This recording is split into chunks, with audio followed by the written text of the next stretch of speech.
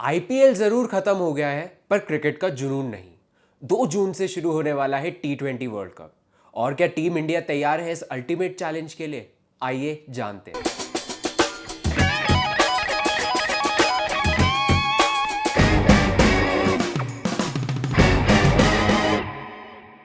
जब हम 2024 world cup के लिए इंडिया का स्क्वाड उठाकर देखते हैं तो स्क्वाड तो एक्सपेक्टेड लाइंस पर ही लगता है, पर एक ऐसा एक्सक्लूजन है जिसने सबके होश उड़ा दिए और बहुत ज़्यादा सुर्खियां बटोरी। वो ये कि रिंकू सिंह इस वर्ल्ड कप टीम का पार्ट नहीं है और वो ट्रैवलिंग रिजर्व्स में।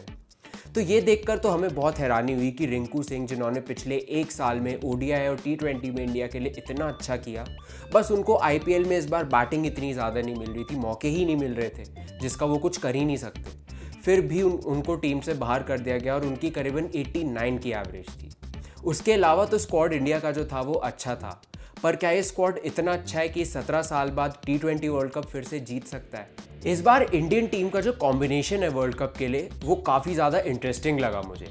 चाहे वो रोहित शर्मा विराट कोहली की इस फॉर्मेट में वापसी हो, ऋषभ पंत की इंटरनेशनल क्रिकेट में 1.5 साल बाद वापसी हो, संजू सैमसन को उनका डिजर्विंग चांस मिल रहा है, बहुत सारी अच्छी चीज़ें हुई हैं स्क्वाड में।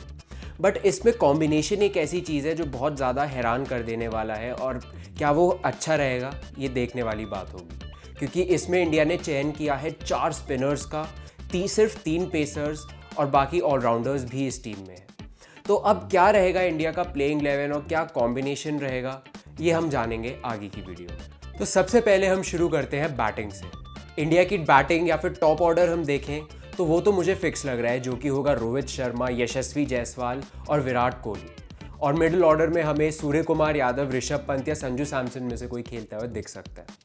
तो अगर हम बैटिंग की बात करें, इंडिया की बहुत ज़्यादा एक्सपीरियंस है। रोहित शर्मा को कप्तानी का एक्सपीरियंस है, इंटरनेशनल क्रिकेट का बहुत अच्छा एक्सपीरियंस है, बट उनका T20 वर्ल्ड कप्स में और अभी पिछला हाल ही में आईपीएल जो हुआ उसमें रोहित शर्मा का फॉर्म उतना कोई खास लगा नहीं। खैर, लास्ट मैच में उन्होंने लखनऊ के खिलाफ 68 रन्स तो बनाए और एक सेंचुरी भी थी उनकी सीएसके के खिलाफ, बट उसके आगे या उसके पीछे कोई इतनी इम्पैक्टफुल या फ्रूटफुल इनिंग्स उन्होंने नहीं खेली। और फिर भी इतनी बातें, इतनी अटकलें अभी तक लगाई जा रही है उनकी फॉर्म की, और हम सब होप कर रहे हैं कि T20 वर्ल्ड कप में भी उनका कोई इतना खास प्रदर्शन नहीं रहा है जितने भी खेले उन्होंने। तो होपफुली वो टर्न अराउंड करें और एक बहुत ही फेयरलेस अप्रोच से खेले जो उन्होंने 50 ओवर वर्ल्ड कप में लास्ट ईयर खेला। इसके बाद अगर अब हम विराट कोहली की बात करें तो उनका तो कोई जवाब ही नहीं है। सब बात कर रहे थे कि उनका स्ट्राइक रेट एक इशू है और वो बहुत ज़्यादा एंकर वाला एक रोल खेलते हैं, बट इस वर्ल्ड कप में उन्होंने सबको फिर से गलत प्रूव कर दिया और वो बार बार यही करते रहते हैं। तो हमने जैसे ये देखा कि इस आईपीएल में उनका स्ट्राइक रेट था 155 का, जो उनका बेस्ट एवर स्ट्राइक रेट था 2016 के भी सीजन से ज़्यादा। और इस बार उन्होंने कुछ 740 रन बनाए 15 मैचेस में और ऑरेंज कैप फिर से जीत ली। तो आई थिंक विराट कोहली की फॉर्म, स्ट्राइक रेट और ये सब तो बिल्कुल भी कंसर्न नहीं होना चाहिए अब तो, एंड आई थिंक विराट तो संभाल लेंगे कोई भी सिचुएशन। देन इसके बाद अगर सूर्य कुमार यादव की बात करें तो उनको शुरू में इंजरी थी, बट उन्होंने भी कुछ अच्छी इंपैक्टफुल इनिंग्स मुंबई के लिए खेल दी। तो आई थिंक सूर्य कुमार यादव भी इस फॉर्मेट में तो हमेशा से अच्छा करते आए हैं, तो उनकी फॉर्म तो मुझे इतना कंसर्न नहीं लग रहा। बस यही देखना है कि वो क्रंच मैचेस में अगर स्टेप अप करना शुरू कर दे तो इंडिया के लिए बहुत ज़्यादा अच्छा हो जाएगा। एंड उनमें जो एबिलिटी है 360 शॉट्स खेलने की और अपने शॉट्स जो वो किसी भी एरिया में खेल देते हैं, आई थिंक वहाँ पे सूर्य कुमार यादव का भी बहुत बड़ा रोल होने वाला है। और अब देखना ये होगा कि ऋषभ पंत या संजू सैमसन में से प्लेइंग 11 में किसे जगह मिलती है, क्योंकि मुझे लगता है इनमें से कोई एक खेल पाएगा। संजू सैमसन का आईपीएल बहुत अच्छा गया, जहां उन्होंने 500 प्लस रन्स बनाए और राजस्थान रॉयल्स के लिए अच्छी कप्तानी भी करी।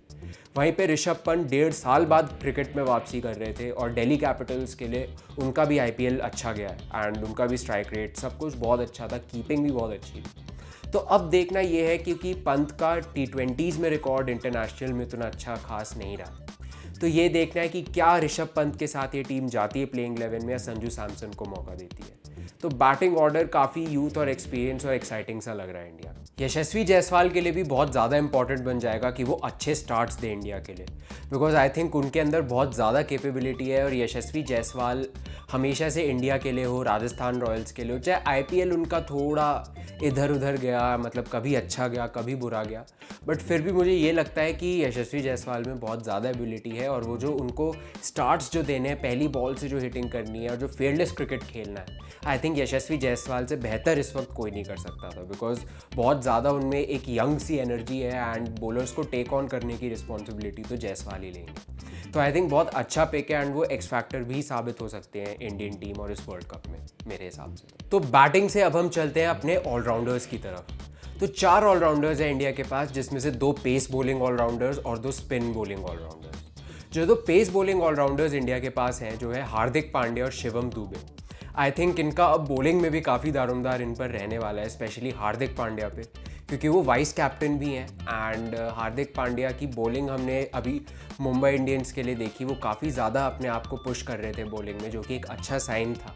चाहे उन्होंने कैसी भी करी हो बॉलिंग, और इस सीज़न उन्होंने मुंबई इंडियंस में क्या किया वो तो बहुत ही भुला देने लायक था। एंड वो जिन चीज़ों से गुजर रहे थे इस सीज़न में, वो तो हमने बात करी है पहले, तो आई थिंक उस पर तो हम नहीं जाते। But I think Hardik Pandya के लिए अब टाइम है कि वो इंडिया के लिए परफॉर्म कर दें, एंड उनको जो सपोर्ट चाहिए होगा फैंस से या प्लेयर्स से, वो मुझे लगता है अब तो उनको मिलेगा। एंड अगर वो बॉलिंग भी कर रहे हैं, पूरे 4 ओवर डालते हैं, तो आई थिंक वो बहुत अच्छे एसेट रहेंगे इस टीम के लिए। तो I think bowling, pace bowling में, क्योंकि सिर्फ 3 ही स्पेशलिस्ट पेसर हैं इस टीम के पास, तो हार्दिक का 4th ऑप्शन अच्छा रहेगा। साथ में शिवम दुबे का सिलेक्शन भी अच्छा करा है यहाँ पे, बिकॉज वेस्ट इंडीज़ की पिचेस जिस तरीके की होती है, यूएस में तो मैं उनको इतना खेलता हुआ नहीं देख रहा, मतलब उनकी बॉलिंग इतनी यूज़ नहीं होगी, बट वेस्ट इंडीज़ की जैसी पिचेस होती हैं और प्लस बॉल को फंसाने वाली बॉलिंग, स्लोअर बॉलिंग डालना, आई थिंक उसमें शिवम दुबे की बॉलिंग भी बहुत 1-2 ओवर उनके बहुत काम आ सकते हैं। तो आई थिंक बहुत अच्छी सिलेक्शन है ये। एंड इसके साथ साथ जडेजा और अक्षर पटेल इस टीम में भी हैं as spinning allrounders. And I think Jadeja का T20 फॉर्म तो बिल्कुल अच्छा नहीं रहा है, चाहे आईपीएल में भी उनका कोई इतना इम्पैक्ट नहीं रहा, फिर उसके बाद यहाँ पे T20Is में भी बैट बॉल से कोई इतना इम्पैक्ट वो कर नहीं पाए। तो आई थिंक जडेजा के लिए बहुत क्रूशल होने वाला है वर्ल्ड कप, बिकॉज सीनियर खिलाड़ी हैं वो, एंड वो क्रंच सिचुएशंस में खेलना जानते हैं।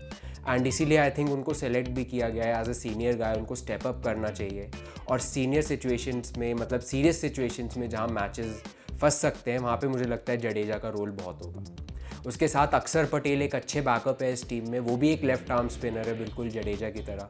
एंड अक्षर पटेल का भी आईपीएल में performance, batting, bowling and fielding भी अच्छी कर लेते हैं वो, तो आई थिंक काफ़ी इंप्रूव किया उन्होंने भी, और उनकी बॉलिंग भी बहुत ज़्यादा एक्यूरेट है। तो आई थिंक उनकी बॉलिंग भी काम आ सकती है, बट उनको प्लेइंग 11 में चांस मिलेगा ना या नहीं, ये भी देखना होगा। और जहाँ पे अपने लीड स्पिनर्स की बात करी जाए, तो उसमें सबसे खुशखबरी की बात तो ये है कि कुलचा वापस यूनाइट हो गए। कुलदीप यादव और युजवेंद्र चहल दोनों स्क्वाड का हिस्सा हैं, और चहल की तो इतने टाइम बाद वापसी हो रही है। मैं उनके लिए इतना खुश हूँ कि उन्होंने आईपीएल में अच्छा परफॉर्म किया, एंड वो T20 फॉर्मेट में हमेशा से अच्छा करते आ रहे थे, एंड वहाँ वो डिज़र्व भी करते थे खेलना। तो अच्छी बात है कि चहल का सिलेक्शन हो गया है। एंड आई थिंक क्योंकि 4 स्पिनर्स लिए गए हैं, तो किसी रीज़न से ही लिए सेलेक्ट किए गए हैं।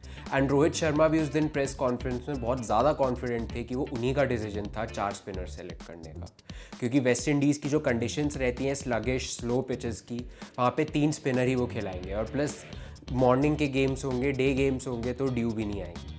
तो आई थिंक यही होगा कि 3 स्पिनर्स खेलेंगे वेस्ट इंडीज़, मतलब बिजनेस एंड जो होगा सुपर 8 और सेमीफाइनल्स वाला, वहाँ पे मुझे लगता है 3 स्पिनर आ जाएंगे।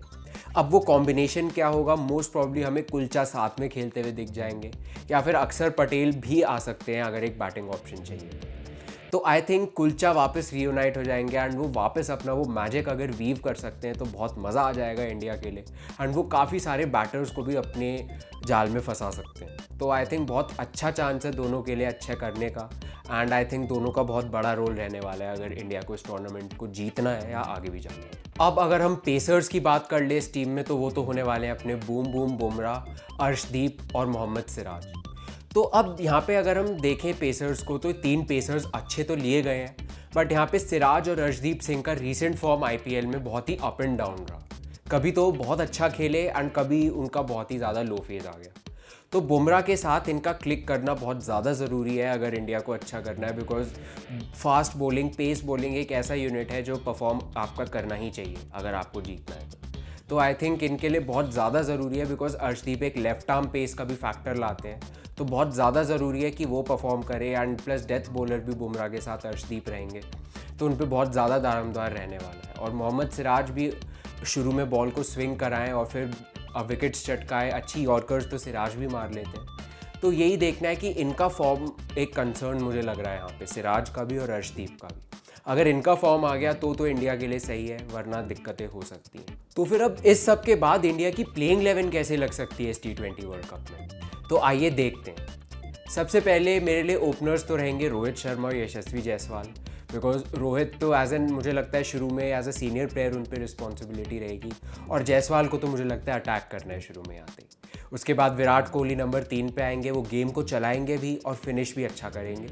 इसके बाद नंबर 4 पे मैं देख रहा हूँ सूर्य कुमार यादव, इनका रोल तो रहने वाला है बहुत बड़ा। फिर उसके बाद नंबर 5 पे अब देखना है कि ऋषभ पंत खेलते हैं, संजू सैमसन खेलते हैं, बिकॉज रिसेंट फॉर्म पे तो संजू सैमसन थोड़े आगे हैं इनसे, बट ऋषभ पंत एक लेफ्टी वाला फैक्टर लाते हैं, तो देखने में मज़ा आएगा कौन खेलता है। फिर नंबर 6 पे मैं शिवम दुबे को खिलाऊंगा, बिकॉज वो भी एक लेफ्ट हैंडेड अच्छे बैटर है, एंड उसके साथ उनकी बॉलिंग भी काम आएगी, तो आई थिंक दुबे को मैं रखूँगा। देन नंबर 7 पे हार्दिक पांड्या आएंगे, आपके ऑलराउंडर। नंबर 8 पे मैं रख रहा हूँ जडेजा।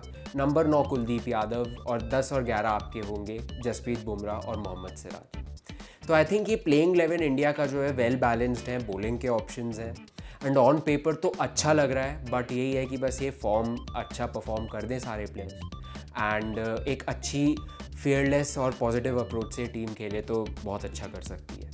तो हाँ जी, हमारी टीम इंडिया कहाँ तक जा सकती है इस T20 वर्ल्ड कप में? मुझे तो ये लगता है कि टीम इंडिया को सेमीफाइनल तक तो जाना चाहिए, बिकॉज सुपर 8 थोड़े से चैलेंजिंग रहेंगे, बट मुझे लगता है कि सुपर 8 में इंडिया निकाल सकती है, एंड वो आगे सेमीफाइनल तक तो जा सकती है।